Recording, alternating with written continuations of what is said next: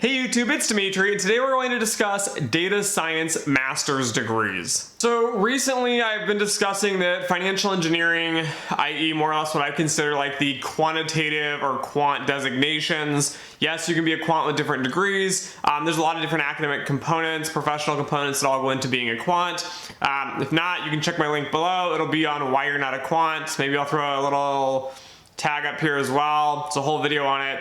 But anyways, there's been a lot of focus around data science, and I've been pushing and talking about how financial engineering seems to be slumping. And I'm not saying it's going away, but there's been articles, and I'll try to put a link below to that as well. But there was an article on how CDS, so credit default swaps, are essentially dried up. These markets are no longer as liquid as they once were. There's not a lot of work going on inside of them, and so there's not really a lot of jobs available for traditional financial engineers. Now, to top all of that off, many people are going to tell me, you know, Dimitri, financial engineering is not what being a quant is all about. Financial engineering, or being a quant in general, is about covering all these different topics and areas. Okay, I hear you. So you look at, for example, risk management. I work in risk management. I've done all the different areas of risk management. And at the end of the day, risk management is slumping as well. The 2007-2008 financial crisis hit. 2010, we had CCAR, DFAST implementations, credit risk, market risk, ops risk, PP&R risk. All these different risk management functions took off. Regulatory requirements were required, and all of a sudden you went from having your standard risk departments, and now you bumped up to having a lot more staff to meet these needs and requirements. Again, all of those have kind of gone away because, you know, new presidential election, a lot of banks have pushed they don't need as much regulation. Many of the banks have caught up on CCAR, so it's not really as important as it once was. So both those that are in financial engineering, engineering derivative products has gone down. Those who have worked in risk management and traditional jobs such as that side have gone kind of down. But now you have cryptocurrencies booming, which is a whole nother topic. And then data science seems to be this big trend that's been booming and has been going on for a while now. So I recently had kind of like a short conversation with Andy Nguyen. He's the guy that runs QuantNet. And QuantNet goes in and actually analyzes and looks at all the different financial engineering, computational finance kind of master's programs. It breaks them out, it ranks them every year based on like job placement, the applications, how strenuous they are, the materials, the tuition costs. It takes into a lot of different considerations. Anyways, when I was talking to him, he mentioned it'd be interesting to see how data science compares to financial engineering. And so I went kind of on this journey to figure out if data science is similar to financial engineering based on like acceptance rates, tuition, classes, topics, materials. And sadly, when I started diving in, it kind of ended up in this weird realm of like, people had lists of analytics degrees that were like data science degrees, machine learning degrees, but you started ending up with like this fraction where you had very high-end, well-ranked programs that were actually called Master of Science and Data Science or Master of Science and Machine Learning. And even programs like Carnegie Mellon had 2 different programs. And yet, once you started going down the kind of the spectrum, you started having universities that had programs such as a master's in business analytics. So I'm looking at these rankings from different people thinking business analytics is not the same as data science, but now programs seem to be like kind of blending them together.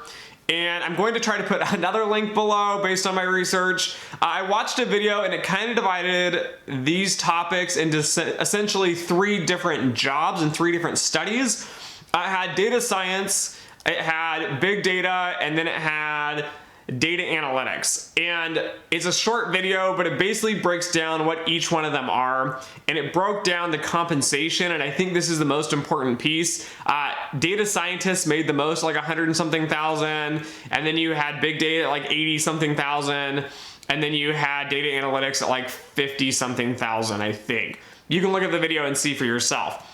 But the thing is, there are 3 different jobs, and so comparing all these programs is very difficult because when I started digging, there's hundreds of these programs all over the place. And so it's hard to narrow down A, which programs are good, B, it was really difficult to figure out how many classes you actually had to take because most of the data science programs had like a list of like so many credits, but then some of those credits were applied to practicum, and practicum were essentially internships the programs provided. And then there were also like capstone projects, so I guess that's like a class, but it's not like a class.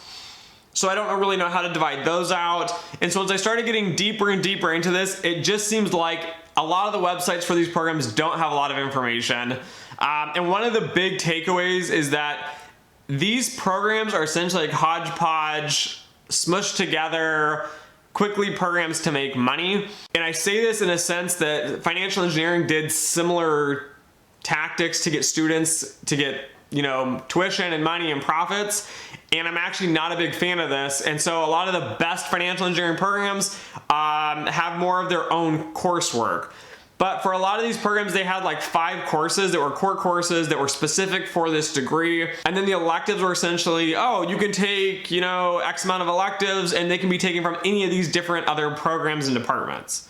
So I'm not a big fan of this, because if you're taking electives from the stats department, from the business program, from the computer science program, they're okay, but they're not really going to fit your degree as being a data scientist.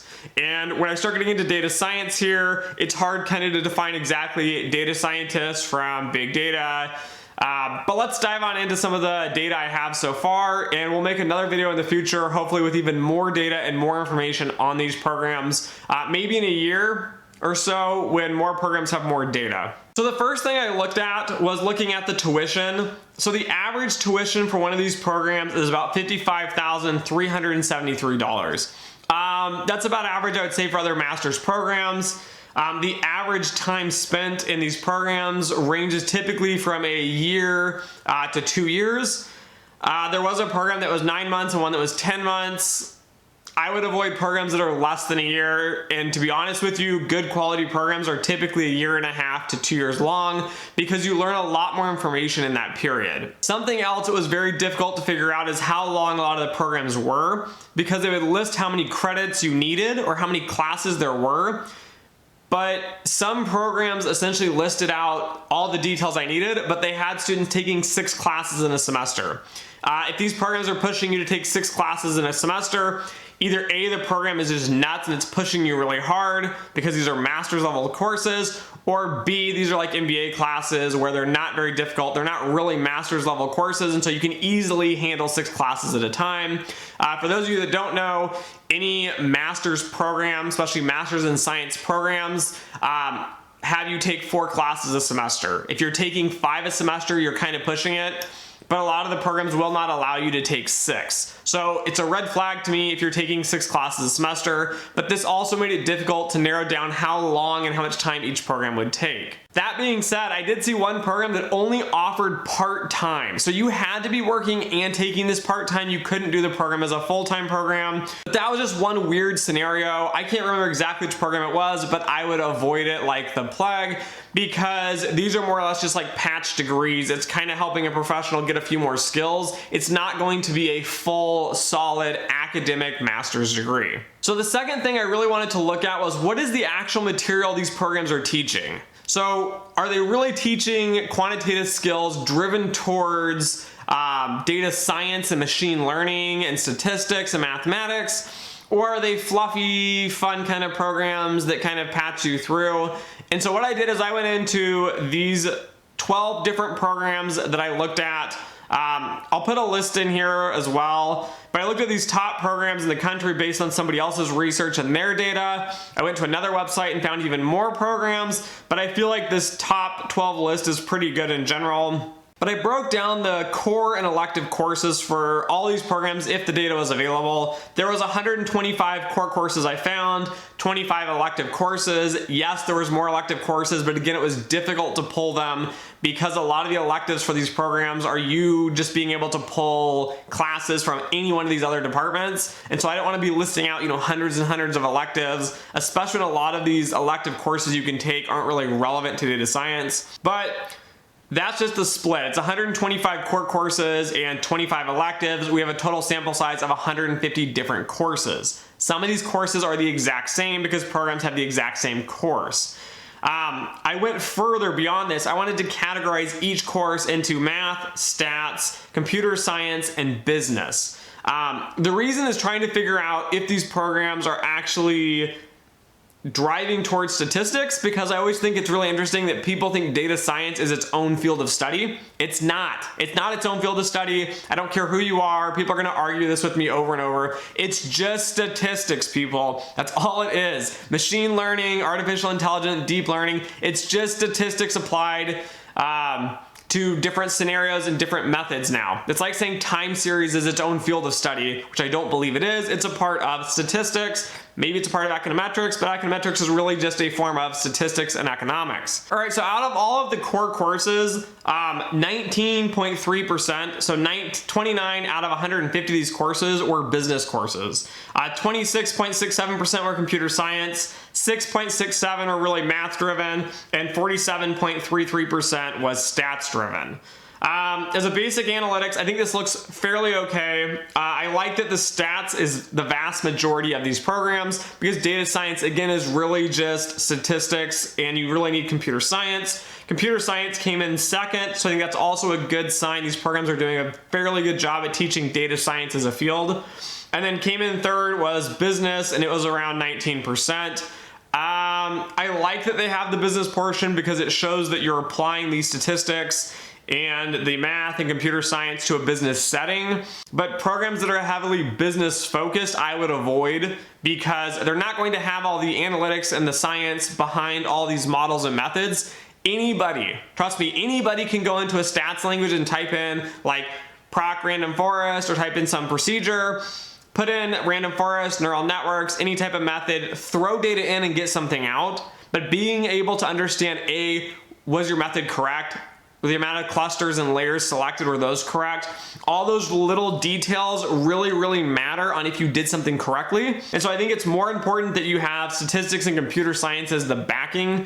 Mathematics came in at like 6.67%, so not very much. But again, a lot of these programs are going to be applied, and typically when you have mathematics applied to different settings, it's going to be in the form of statistics or computer science, especially in data science. And then I broke down the core courses as well. Business came in at 22.4%, computer science was 27.2%, and stats came in at 44.8%, with math at 5.6%. So again, these are almost the exact same to the all classes together, which makes sense because the core courses made the majority. I was somewhat surprised though when you went to the electives that the business only accounted for 4% of the electives. Computer science was 24%, so about the same. Math was 12%, which seems to be quite a bit higher, going from about 5 or 6% up to 12, so you're almost doubling the amount of electives. And then stats remained around 60%, so it's close, but not a lot. I thought this was interesting in the standpoint of A, we don't really have a lot of data, so you can't draw a lot of conclusions. But B, it seems like there are more electives in the math side and in the quantitative sides, which would be computer science, math, and statistics, and not as many in the business side. Again, a lot of the programs that allow you to take classes from other departments typically push you to take business classes. So this data isn't really representative, but you should be taking as much math, statistics, and computer science as possible, because to really implement this, to really add value, especially if you want to go out and get a data science degree and you want to be making six figures after a few years, you need to have the hardcore skills, the quantitative side of things. You can't go in and get all these fluffy business notions. And yes, they're important for applying the math to the problems, but learning business on the job is much easier than going into a scenario and trying to figure out the mathematics when you realize you're missing layers and layers and layers of math and statistics and computer science that are kind of like stacking on top of each other. And so it's very difficult to figure out where you're deficient, because there's just so many things going on at once. And I'm telling you this as someone who has a business background. I worked in corporate finance and marketing for 8 years. I also have a bachelor's in finance, a BBA. So I am a business person at heart, but I ended up switching over to the quantitative side. So let me tell you, the quantitative side is very important, especially in data science. So one more thing to note here, which I looked at on the programs, the average percentage of electives. So out of the total number of classes you can take, about 26.92% are electives. So I'd say about a quarter of them are electives. I think that's good and I think that's bad. Some classes had solid curriculum, no electives. In a way that's good because it's so focused, it's so designed towards one thing, you might do really well.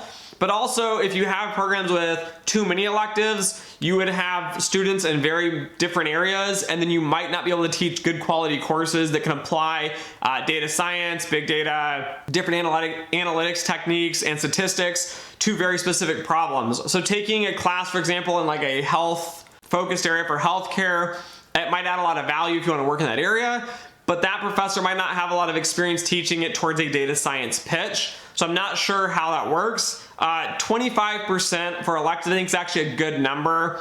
It's a big advantage if you want to specialize in one area to have more electives, but again, then you kind of lose the mathematics and rigor, as many students will opt to take the easier classes, such as business classes, which was very, very common when I did my grad degree in both financial engineering and applied economics. Students always gravitated towards the business classes, not because they were interesting, but because they were the easier classes to help boost your GPA. So as I went on to do more research and gathered more programs, I started looking at the online versus non-online courses. So IT in general is huge for the online learning side. I get ads all the time on YouTube. I don't even know, you'll probably get one before this video, but Udemy is one of them. There's Coursera. There's all kinds of different courses that are online programs. In my opinion, an online program is not the same as a master's that's done at a brick and mortar school. Even if that program offers an online version and an in-class version, I would always do the in-class version because you typically have higher standards in in-class studies. The online versions are typically a brief way to get like a general understanding, but they typically don't dive deep enough to really do the mathematics and the statistics and the theory behind the data science, the machine learning, the deep learning.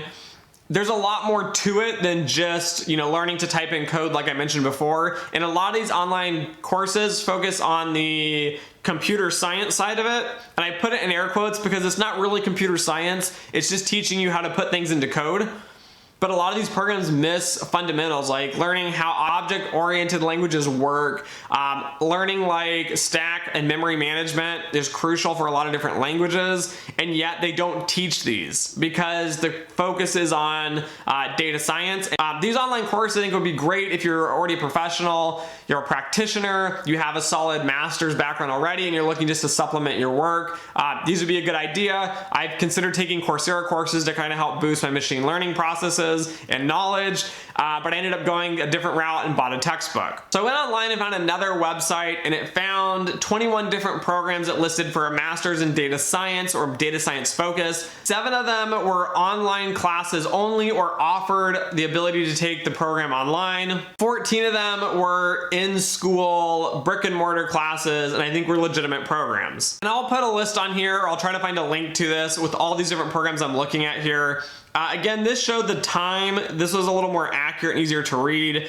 These are the ones that went from like 9 months to 24 months in a program. If I were you and I wanted to make a lot of money, I really liked data science, I was excited about it, and I'm doing it for the right reasons, I would pick a program that is 1.5 to 2 years, and preferably a 2-year program, because you're gonna learn more material as you're there longer. Again, you don't wanna rush things either and take a program that takes like 1.5 years and finish it in a year, because again, you're gonna be just hurrying to finish everything, and you're not gonna spend the time to really understand and digest all the material that you need to be a data scientist. Kind of just to wrap this up here, there was a list of companies online that a lot of these programs have been placing students, and they listed some of them such as Nike, Apple, IBM, NASA, Teradata, Pandora Media, Google, Disney, Procter & Gamble, Facebook, Tata Consulting Services, Great American Institute, GE Digital, PwC, DMI, and Fifth Third Bank. These are all really good companies. Again though, I'm not really sure how the compensation stacks up, because as another video points out, being an actual data scientist and having the math and the statistics and rigor to really get you to that next level will pay you 6-figure salaries once you get going, but I wouldn't expect you to make 6 figures coming out. If you have more or less a business kind of analytics degree that's focused on machine learning or is focused on data science, but it's really a business program, I would tell you you're probably gonna make about 50,000 coming out. You might probably earn around 60, 70 on average, maybe 80 as the median. But there's really a difference between the great rigorous programs that are focusing on the hard quantitative portions and those that are soft touchy-feely programs. But again, it's really up to you what you want to do with your degree. And just to kind of wrap it up, almost all of the programs had capstone projects, which I think is a good way to actually learn the material and try to apply it to a real world setting. Also, a lot of them had kind of like internships or practicum classes where you had to actually work with a company on an actual project. Again, this helps you get hands-on experience. It's great experience to list on a resume, and it'll help you get a job. Something else to focus on is that a lot of these programs are interdisciplinary. The same goes for financial engineering, so I can't criticize it too much. But I don't really like the interdisciplinarian because I feel like, yes, you do need all of these different skills. That's what, in my opinion, makes you a quant. Yes, you could be a data scientist and a quant. But to learn all those skills, it takes more than a master's degree. It takes a lifetime of learning to really nail down as much statistics as possible, as much mathematics as possible, as much computer science as possible, and as much business and industry knowledge as possible. And so having the interdisciplinary programs, I think, is a good start. But if you spread out your classes too evenly, you might suffer in the fact that you're not very good at anything, you don't understand anything very well. So it does help to focus more on statistics in this case, as data science is really statistics driven. And then if I can fit one more link below, there's an article from Forbes about an author who writes on Quora. It was basically, don't get a data science degree. It talks about why you shouldn't get one. One of those reasons, as they point out, is that a lot of websites are saying data scientists are making like $200,000, you know, and they're coming out making millions of dollars, and it goes on and on and on about how rich you are and how much money you'll make. So my opinion on this is the same as financial engineering, and the fact that a lot of people think they're going to make money, and they're going to make a lot of money. And yes, you make a very, very good living doing it, but typically the numbers are overinflated, and they try to convince you you're going to be better, make more money, and get these amazing jobs. But like I said, a lot of these programs didn't provide any data on job placement rates. So you might go out and spend $60,000 or $50,000 on a data science degree, and you could still be unemployed at the end of it and have a ton of debt, no job, and no way to pay it back. So that's a risk you have to think about when you're considering these programs. But that being said, is data science a viable career? Yes, I think it is huge. I think it is just starting to take off. I think now is the time to get in if you want to do it. But again, if you're not doing it because you love data and science and statistics and computer science and all these different areas, it's not going to be a career that's going to be a well-fitting for you. You're not going to enjoy it because it is a lot of programming and data and kind of visualizing statistics and models and methods. And so I do think it's big. The banking industry is going to be doing a lot more of this. The tech industry is already doing a lot. From that list of companies I listed here, almost all of those were tech companies or big analytics companies, with one of them being a bank. So I do think it's a great career, guys. I do think you should go into it if you like doing it. And again, in the future, I'll try to make another video with more data as more data becomes available online. I hope you like this video. If you do, don't forget to subscribe and hit the little bell button next to the subscription button to get weekly updates on these videos that come out every Sunday. And as always, thanks for watching, and until next time. Thanks for watching my video. If you find it helpful, please like, share, and subscribe.